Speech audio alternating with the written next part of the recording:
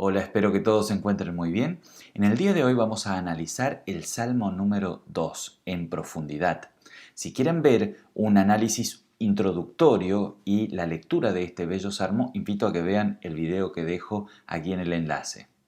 Aquí, en los versículos del 1 al 3, aparecen varias frases como para destacar. En la primera parte se muestra cómo se rebelan y conspiran las naciones en contra del rey, ¿no? Eso en forma de pregunta irónica, el salmista nos introduce en un ambiente de hostilidad de parte de las naciones y pueblos en contra de Dios y su rey. En tiempos del Antiguo Testamento era usual que las naciones vecinas amenazan e invadan al pueblo de Dios. Pero el Salmo aquí aclara que la conspiración no es contra el pueblo de Israel, sino que dice, conspiran contra Yahvé y su ungido, ¿no? O Mesías también puede ser traducida la palabra. Por lo tanto, esta es una profecía por la oposición que recibirá nuestro Señor de parte de los reyes y las autoridades. Esto se cumple en la pasión de Cristo relatada en los Evangelios, en donde las autoridades y los gobernantes condenaron al Mesías de Dios ante la muerte. Y también es una alusión a la oposición al reino de Dios, es decir, la Santa Iglesia. Aquellos que se rebelan en contra de Dios dicen, rompamos sus cadenas, deshagámonos de sus ataduras. Estas frases transmiten la idea de independencia o de liberación. El ser humano piensa que Dios lo ata o lo limita, no dejándolo vivir en plena libertad.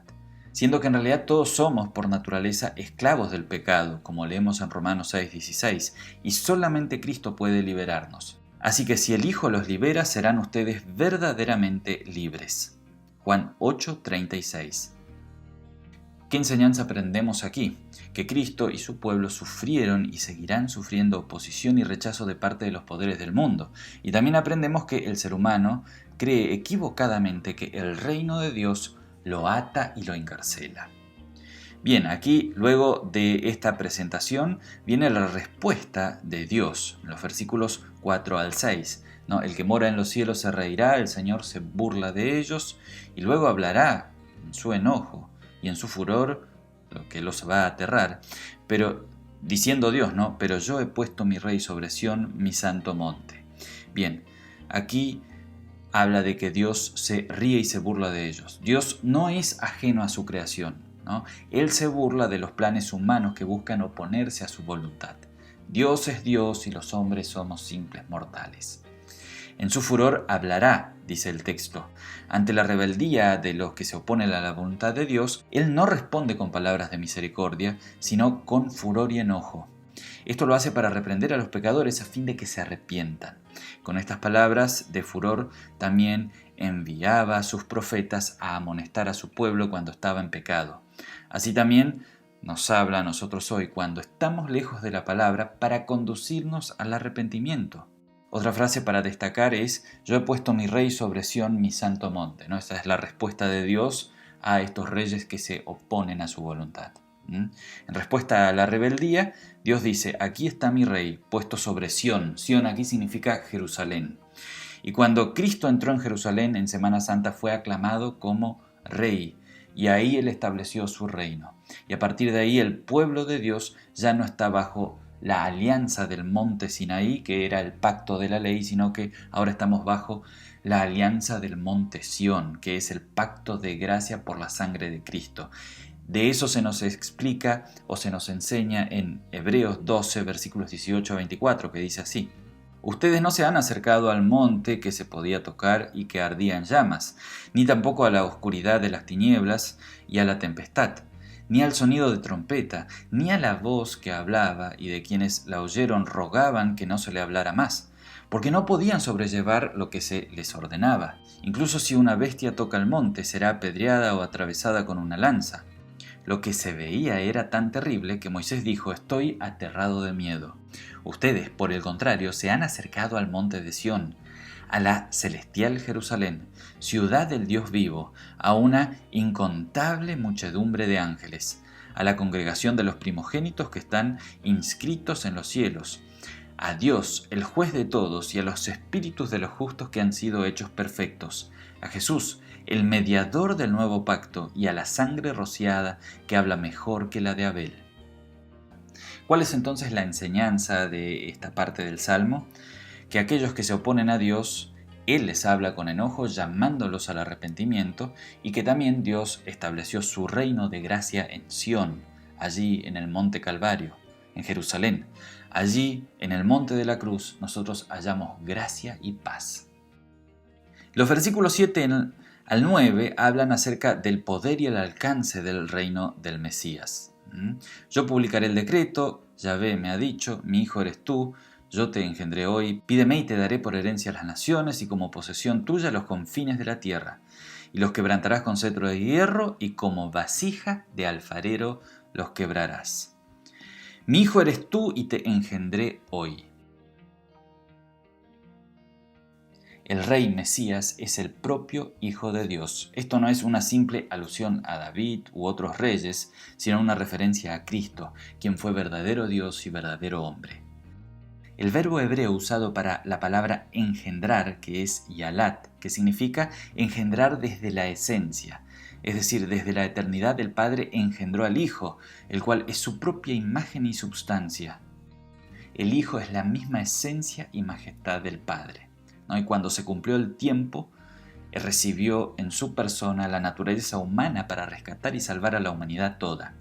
Por eso la Iglesia cristiana confiesa en el credo niceno: creo en un solo Señor Jesucristo, Hijo de Dios, nacido del Padre antes de todos los siglos, Dios de Dios, luz de luz, verdadero Dios de verdadero Dios, engendrado y no hecho, con la misma naturaleza que el Padre, por quien todo fue hecho. Y también el punto aquí de esta parte del Salmo habla acerca de que las naciones y los confines de la tierra serán dados a este rey. Esta es una alusión al alcance del reino de Dios en Cristo y que llegará a todas las naciones. Esta profecía se cumple en el siguiente pasaje. Pero cuando venga el Espíritu Santo sobre ustedes, recibirán poder y serán mis testigos, tanto en Jerusalén como en toda Judea y Samaria y hasta los confines de la tierra. Hechos 1:8. Bien, ¿qué aprendemos aquí en esta parte?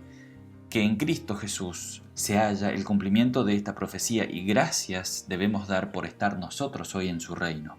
Su gracia nos alcanzó y nosotros estamos a salvo.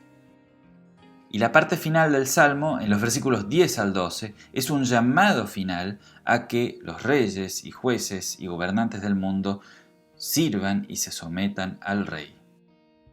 Ahora pues, reyes, sean sensatos, permitan ser amonestados, jueces, sirvan a Yahvé con temor y con temblor reverente ríndanle alabanza. Honren al Hijo para que no se enoje y mueran en el camino, pues se enciende de pronto su ira. Felices todos aquellos que en Él confían.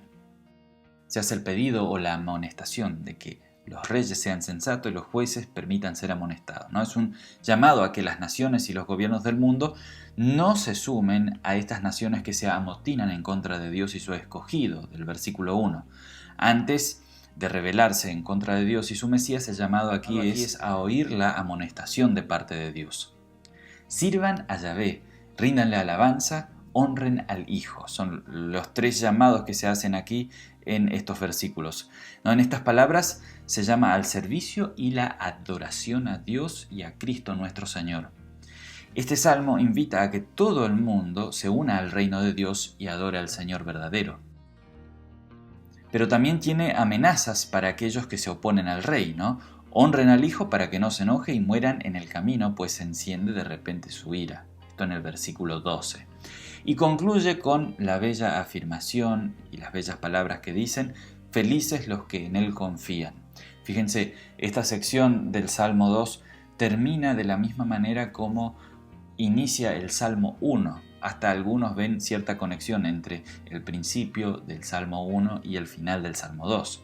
Esta frase es una bella conclusión y un llamado a confiar en Dios y su Mesías. Estas palabras tienen una profunda conexión con lo que nuestro propio Señor dice en Mateo 11:6. Allí dice: feliz es el que no se escandalice en mí. ¿Cuál es la enseñanza de esta parte? El Señor llama a todos, especialmente a las autoridades, a servirlo, a alabarlo y a honrarlo. Y afirma que la felicidad proviene de la confianza plena en el Señor Jesucristo, el Rey de Reyes y Señor de Señores. Recordamos también que como conclusión final, Dios, a través del Salmo 2, nos promete enviar su Rey, que su propio Hijo, y a pesar de sufrir oposición, su reino se va a extender por sobre todo el mundo. Gracias por su tiempo y por su atención. Si todavía no están suscritos al canal, les invito a suscribirse y a continuación voy a dejar otro video para que puedan seguir viendo contenido interesante.